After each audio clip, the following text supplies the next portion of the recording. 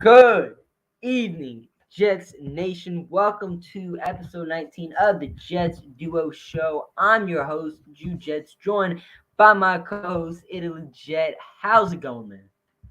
Man, you miss one thing for an hour and everything blows up. So I'm happy to be here. Jets Duo Show. Tigo, I'm sorry we're late, but we're here. We got mixed up. We're I supposed sent to the have a wrong guest link. on, but it didn't end up working out. The links got confused. So happy you're here. But yeah, that means a lot going on, Jude. Oh yeah, a ton of stuff going on, not just in this stream, but in the Jets world as a whole. We have a whole lot of stuff to talk about today. So let's go ahead and start off, with probably the most important thing that just happened right now in the Jets world. So our 2021 second round pick, Elijah Moore, was traded to the Cleveland Browns. Now, along with Elijah Moore, the Jets sent over the 74th pick in this year's draft for the 42nd pick this year, which is in the second round. So, Italy Jet, what is your thoughts on this trade? And everyone in the stream, make sure to comment down below your thoughts as well. We'd love to hear them. But Italy Jet, what are your thoughts? I mean, I think we lost this trade overall. I understand why we did it. I understand why things had to happen this way because now we got 2 second rounders to get Aaron Rodgers maybe. So, but there's a ticking time clock on that too. So it's one of those things where I'm upset that Elijah Moore's gone. But if he didn't, put all those, he didn't do a trade request last year, it wouldn't have ended up this way. I Right. think it would have been other ways. And he's been linked to the Browns before, so this isn't nothing new. But we got a second rounder back, gave him a third, gave him more. I think he's gonna be a good wide receiver for him. He could potentially be wide receiver 2, definitely 3, as a slot receiver. But overall, it's just going to be interesting to see what we do after this. Hardman is a great pickup. He is very quick. He's rumored to be a little bit more faster than Tyreek Hill when he's healthy. You can't deny the stats. You can't deny everything. Check out Harrison Glazer, what he said on Twitter. It's good stuff. So it's one of those things now. If Hardman can stay healthy, it's a great pickup. If Hardman can play good with Aaron Rodgers when he's here, it's going to be fantastic because we all know what he saw with Mahomes. We all know what anybody can shine with Mahomes. I think Rodgers can definitely be that other guy with Hardman as well. I like both, but more, it sucks how the things happen. He was a fan favorite. He was one of my favorites, but man, if he just shut his mouth, whew, would have been interesting. Right. I mean, it definitely would have been interesting, and there's just a whole lot of things that led up to this Elijah Moore trade. I mean, obviously, him requesting a trade after the Jets beat the Green Bay Packers. I want to say we improved to a 5-2 record, 4-2 record. It was after week 6, so 4-2.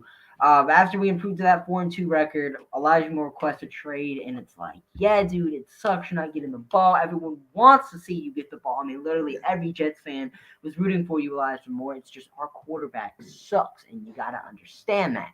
So that's why you weren't getting the ball. But yet Elijah Moore's just like, you know what, just get me out of here. I don't care Yeah. that we're winning. I mean, he probably did care that we're winning, but he just wanted out of here regardless because he wasn't getting the ball. And I understand him. The NFL's a business. You're trying to get paid, and going to Cleveland with Deshaun Watson is going to get you paid, hopefully, assuming that he returns back to his pre-suspension form. But nonetheless, I do feel like this trade, the Jets did give a little bit too much on because on top of letting go of Elijah Moore, a second round pick to do with a ton of potential, we also gave up a third. And I don't know that the Jets necessarily should have gave up a third. Feel like a fourth, maybe a fifth would have been best here, especially what recent receivers have been getting trade for. I mean, you look at Amari Cooper to the Browns last year, fifth and a sixth. You look at Brandon Cooks this year, fifth and a sixth. Elijah Moore going for a third might be a little bit, or the Jets giving up a third to send Elijah Moore there might be a little bit too expensive in my opinion. But once again, that second round pick we good back could be used to acquire a receiver that's better than Elijah Moore. Could go out to a potential DeAndre Hopkins trade. It could go out to an Aaron Rodgers trade, or it might even lead the New York Jets to selecting a center or a linebacker or a defensive tackle, or maybe even an Elijah Moore replacement in the draft. with the second round pick that we have. So that second round pick could lead to a lot of things, and how that's used really should determine who the winner and the loser of this trade is. But it definitely is bummed out to see Elijah Moore go. Was a fan of him, wanted to see him succeed in the Jets, but it really just didn't work out. I So, agree. that's just it. Tigo, if you want to come on, we were supposed to have a guest today, so Yeah. you're Here, welcome. I sent you a link, Tigo. So So you're if you good. want, I DM'd you on Twitter. so if you want to hop on, man, you are our guest, literally. But next thing we have is McCole Hardman signing with the Jets, and of course you did touch up on this Italy Jet. But if you have any more thoughts to add on the whole McCole Hardman signing, just lay him out there. You know what? I mean, he's a great player. He's just a little bit of injury prone, and I think he's very fast. He's an upgrade as a kick and punt returner too. He has definitely great stuff around there. I think this is I mean it's depth. It's just adding more depth. So I think Right. it's really great. I like the trade. Sorry, sign. It's a 1 year deal too, so he's got a chance to prove himself to get back in the rhythm. And when Aaron Rodgers comes here, or if we have to get a backup option, I think he's still a solid guy in that slot. I like this move. Yeah, me too. I mean, this is a good move for the New York Jets. And the interesting thing about McCole Hardman is everyone's, online saying he's injury prone, and he's not so much that injury prone. He's on, before 2022, McCole Hardman played in every single game with the Kansas City Chiefs. Played in every single game. I'm not sure about every single snap. Could have got hurt within the game, but nonetheless played in every single one. Then this year he gets that injury, and that's when the injuries started piling up for McCole Hardman. And of course, once a player gets an injury in their career, it could last, it could disappear. You never know what happens. Hopefully, this isn't a sustained injury with Hardman, something that keeps on nagging him on for the rest of his career, because I mean, McCole Hardman is a stud. This dude is super Yeah. duper fast. Matt, you said he could potentially be faster than Tyreek Hill. I mean, the Yeah. Chiefs used him in a lot of run plays. Adam Schefter tweeted out when McCole Hardman was signed, the Jets get somebody to run jet sweeps. Pun intended, I guarantee. But McCole Hardman's last full healthy season, he had 59 catches, 693 receiving yards, and 2 touchdowns. And in 8 games this year, Hardman had 4 touchdowns, 297 yards, and 25 catches in a pretty crowded Chiefs receiver room. I mean, this Hardman's not a dude that's going to come in and start for you. He's not going to, be an X factor receiver, not going to be someone that's going to get you 1,000 yards. But what he is a good return man and a solid wide receiver four and an upgrade over Braxton Berrios, in my opinion. Everything the Jets wanted Berrios to do last year that he failed at sometimes, McCole Hardman can do better. And he's not going to succeed every single time, but all those jet sweeps, all those end arounds, all those, play action passes, everything we did with Braxton Berrios, we can get McCole Hardman to do, and he can have success at it. And his punt returning, kick returning ability is just the icing on the cake, because I don't know who all know this, but in 2019, Hardman's rookie year, he was a Pro Bowler as a return man and as a return man. I don't know if it's punt or kick, but he was a Pro Bowler and one of those and a second team All Pro. So this dude is fast, he can return kicks, and he's really just a nice utility option to have. And definitely was a bit confused when this McCole Hardman signing happened, but if the Jets are using him to be a backup receiver, I'm all for it. But the question has to be asked, does McCole Hardman stay as New York Jets starter? Or do you, as of now, he would be starting on the roster right now, in the slot, unless they decide to move Corey Davis in there. So do you want, McCole Hardman to stay, or do you feel like the Jets should go out and find an upgrade, whether it be Odell, a trade, the draft? What do you think? He's either going to be a third or four. That's what I'm thinking. You got Wilson, Lazard, and then technically you got Davis still, Mims. He's just going to fall down unless something happens with those two. So yeah, a 3 or 4, solid. Just like I said before, he was injury prone lately, but when he was first starting out, he wasn't that injury prone at all. It's just I'm all about what you've done for me lately, and lately Right. he has. So, but when he's healthy, he's a force. Exactly. I mean, when healthy, this dude plays, and when healthy, you're gonna get at least 500, 400 yards from McCole Hardman, which is good for a wide receiver four. So, and the Jets also loaded his contract with incentives. I'm not sure what his base salary is, but the contract can go up to 6.5 million. So, with incentives, McCole Hardman might want to play for those incentives. He's also on a 1-year prove-it deal, so we could potentially see a whole beast of a player in McCole Hardman this year. But I don't think he should be a starter for us. Definitely feel like this dude should remain as a four, be an injury fill-in if need be. But go out, sign Odell. And I wasn't for signing Odell Beckham Jr. before we, before Elijah Moore was traded. Whenever Moore was still on the roster, I wanted the New York Jets to keep Moore because Moore and Odell were very similar players. And Odell, while he's been a fantastic receiver in the past, lately he's been hurt. He's hasn't played in the NFL in over a year. It's just a lot of risk when it comes to signing Odell. And of course, we didn't know what the money looked like. Now it seems like he's going to be affordable than $20 million a year. But still, I do feel like the Jets should just go out, sign Odell, make Aaron Rodgers more happy than he probably already is coming to the New York Jets, because who doesn't want to play for us? And just make Rodgers happy, and there's that. And a potential wide receiver room for the New York Jets could look like Garrett Wilson, Allen Lazard, Odell Beckham Jr., McCole Hardman, Denzel Mims, and Randall Cobb. That's 6 receivers, 6 solid guys we could have on a roster. That definitely works for me. Playmakers all over. And if that's the Jets wide receiver room week 1 or something like it, I'm all for it. I think Aaron Rodgers has plenty of weapons to play with, along with our running backs and our tight ends. Definitely a good situation for Aaron Rodgers and this Jets team as a whole. And for anyone mad at the McCole Hardman signing, just remember whenever Chris Hogan was starting games for us back in 2020.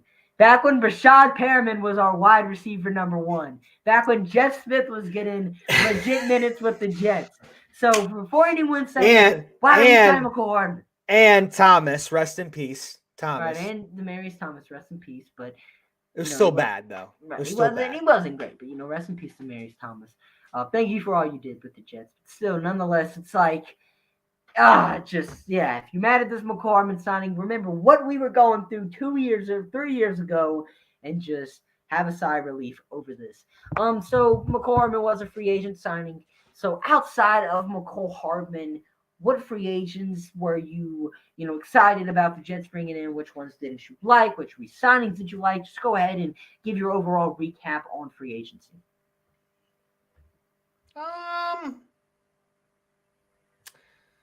I liked everything we brought in. The Moore's kind of questionable, but I understand why. But no, I like what we did. I think we boosted the offensive line, in my personal opinion.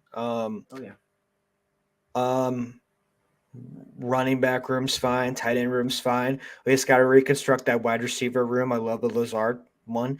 I'm kind of curious. Nathan Shepard's not going to be on the roster.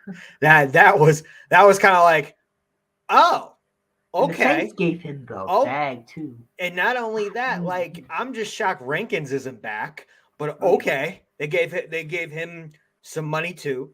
Thomas is back. I'm like, okay, all right. Weird. And Lawson's still on the roster. Quan's still in free agency. We still got Mosley. We signed Quincy. It's cool. We need another linebacker now. But I love Chuck Clark. One of my favorite ones was getting Chuck Clark. So I'm excited about that. Cornerbacks are always solid. We're good with that. Yeah, we're good with that. So it's just now everyone's just waiting on Rodgers, and I'm still waiting on more stuff, honestly. I want more things to happen. But I think we've done pretty good. There's been a few surprises, but overall I think we're doing pretty good. Yeah, me too. I mean, overall free agency, I wasn't expecting the Jets to make as much moves as they made over the years. At Salah saying they were going to be, what's the word he used, Judius in free agency, and with us not having as much money as we had in the past years, I knew it was going to be quiet, but I didn't think it was going to be this quiet. It's been pretty dry. It's been a drought when it came to Jets free agency news, but lately, it's been been getting wetter. It's been picking up, some more raindrops. So, there's that.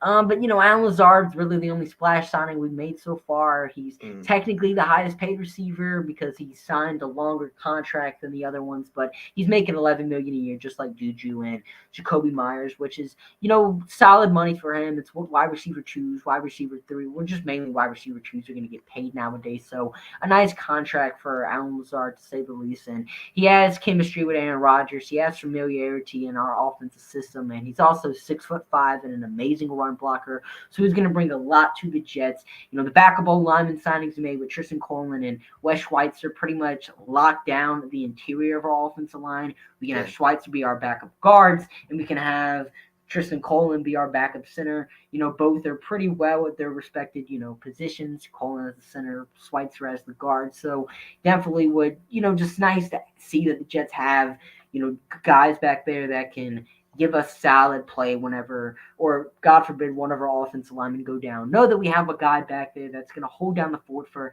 however long the Jets need them to do. And then, we bring in a punter, Thomas Morstead. Great signing. Braden Mann wasn't good for the Jets last year. Costed us some games. 2 punt return touchdowns. Unacceptable. You bring in the veteran, Thomas Morstead. He was good for you in 2021. Was great for the Dolphins this past year. And he's going to do the same for us. And then re-signing, you bring back Quincy Williams. It's a great deal. You bring back Greg Zuerlein, get your kicker back. You tender Bryce Huff. You get your third down pass rusher back. And then, of course, we bring back Solomon Thomas, which is the only move that I'm not really fan of, just because he wasn't good last year. I know he's a backup defensive tackle, but still, there's guys out there that can give you better backup DT play. And the Jets are a team that, I wouldn't say have backup tackles just because of the way we rotate our defensive linemen so much. Solomon Thomas, he's undersized as it is as an interior D lineman, so he's bad against the run. But pass rush was where he excelled at with the Raiders in 2021, but he was bad at it this past year. But he was our Walton Payton Man of the Year nominee. And he's a great locker room guy. And I really do feel like the Jets are just trying to retain their defense that they had last season as much as possible. Of course, we did, have Chuck Clark, but he's really the only new addition to the defense. All the signings have either been on the offense or special team side of things, and all the re-signings have basically been on the defensive side of things. So the Jets are really just trying to retain that defense, keep all the players in there as possible. Some guys are going to, hopefully let go, with Rankins and Shepard, but nonetheless, the Jets are just trying to keep that defense the same. So hopefully we can re-sign Quan Alexander, but there are still some free agents out there. There's still some holes on the Jets roster. So what are 1 or 2 free agents that are still available that you would like the New York Jets to go out and sign? Honestly, I think we need a linebacker. I really want a linebacker. I want Ben Jones from Tennessee. I want another wide receiver, and then I'm good, man. I want to know what we're going to do at Whitehead as well. I think we're going to keep him, but man, that's going to be interesting. But I really want a linebacker, and I really want either a free agent or I want someone in the draft. But give me Ben Jones, man. I want Ben Jones to be a solution for now. If the Jets made one more signing rest of free agency, I would hope it would be Ben Jones. Brian Kaz is saying the Jets have interest in him, and with Keith Carter being our offensive line coach, that's familiarity right there. Does he have a good relationship with Keith Carter? Taylor Wan didn't, so I see about that. Yeah. And apparently, whenever he had concussions last year, Keith Carter pushed him a bit too hard. That's what Taylor Lewan said on his podcast. So I don't know if he would necessarily want to return back with Keith Carter, but you never know. Jets could offer him a bag, and he's like, well, this is too much money I'm going to make. I'm going to go to the Jets. Who knows how players operates in the league, but center is a problem for us because we don't have anyone on the roster that I would be comfortable with starting at center. But if Ben Jones can be brought in, I'll be huge for the Jets.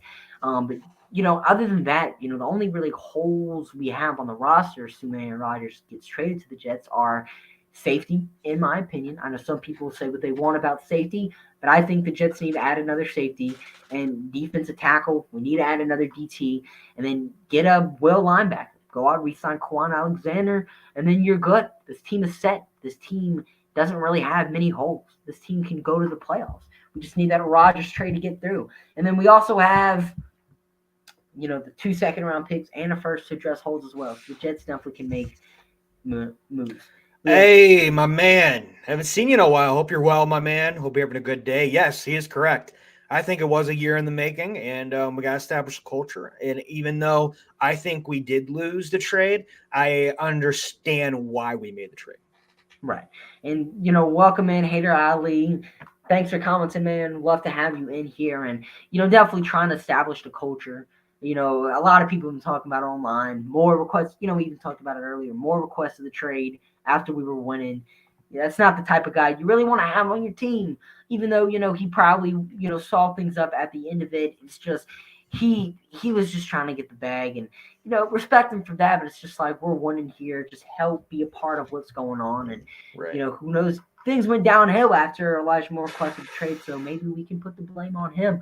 But who knows? It could have been Elijah Moore's fault. Now that he's gone, all the bad juju's gone, but definitely a better speed. So last thing we're gonna go ahead and talk about is Aaron Rodgers, and a big topic around the Jets community so far, and really just the NFL community. Everyone's been talking about it. Who has leverage in the Aaron Rodgers situation? Is it the Jets or is it the Packers? What are your thoughts, LJ? I think the Jets have more leverage. I think the Packers think that they have leverage, but I mean, either way, it's a lose-lose for the Packers because either they don't get draft picks in a player, and they gotta pay Aaron Rodgers if he doesn't want to come back and retire. They still gotta pay him. They still are going to lose no matter what. And JD is not the type of guy that sits around and wait patiently. So it's going to be up to the Packers because JD by the draft time, I am betting by draft time 4 weeks that he's going to lose interest. And then he might go after Lamar Jackson or maybe bring in Wentz or maybe bring in Ryan. I doubt it. I really do. But it's going to get really interesting between now and the next 4 weeks. We didn't make big headway getting a second round pick, and that's going to be interesting. But I don't know. What do you think?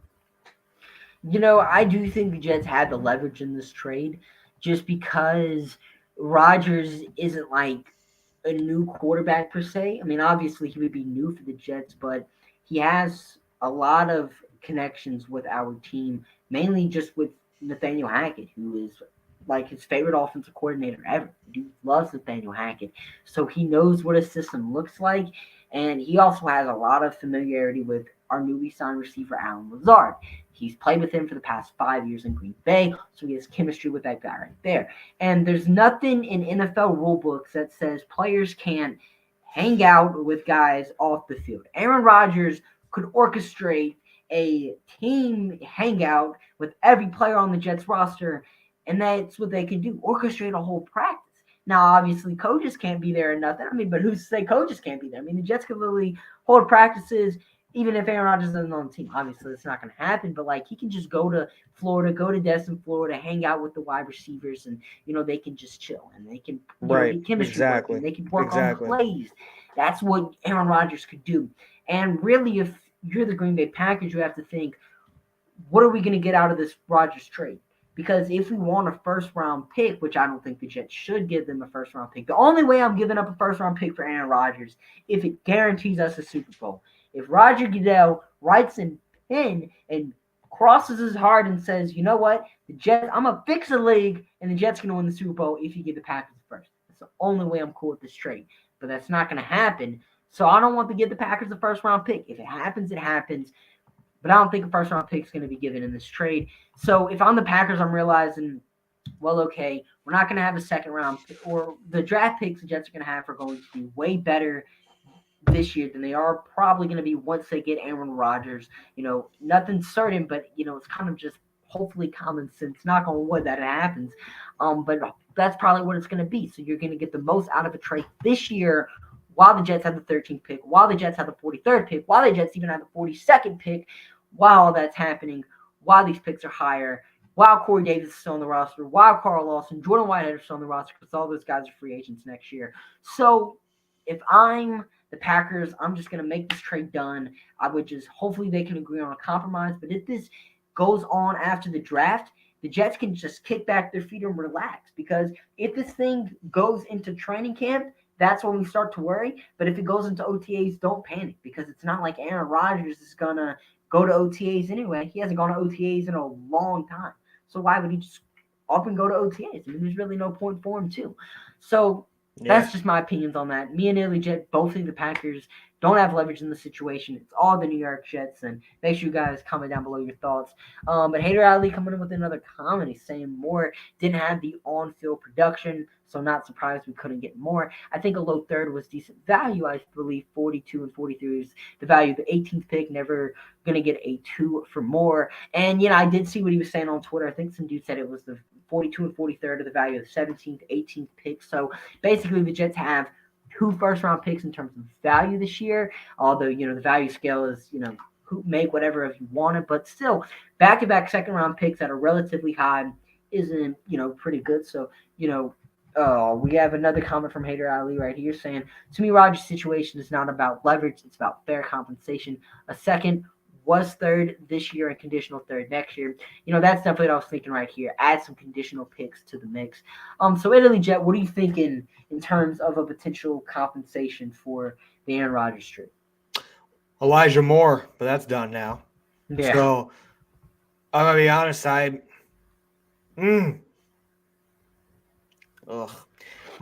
it can't be money. Well, shoot, actually, it could be money.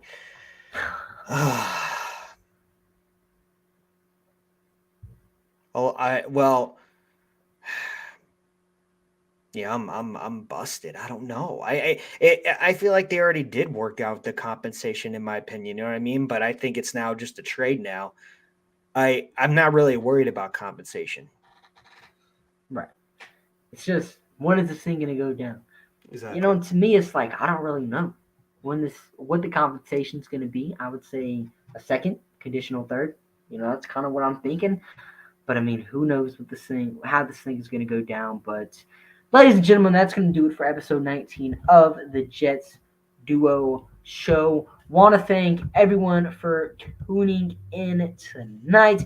Was an excellent crowd. We got Hater Ali, we got Tigo commenting, we got all these other viewers in the stream. Was a great crowd. Glad to have you guys in it tonight. And if you're rewatching the stream, make sure to comment it down below. Love to have, all the support, definitely gonna give you guys shout outs, whatnot, all that great stuff. But Illy Jet, social media time, go ahead and plug. I'm Italy Jed. You can find me on Instagram, Twitter, Facebook, Snapchat, and WhatsApp. Hit me up. I do West Ham content for Let's Talk Sports. I interview a bunch of people on the NR Hour. They got a bunch of great people coming on. Everything NYJ is one of my main channels, but I do 2 shows with Jude. Jets, Let's Talk Sports, and the Jets Duo Show. We got to Take Flight Squad on Mondays. I'm everywhere. You see me. I'm here, and I'm always love my Italian community. That's me, Italy Jet.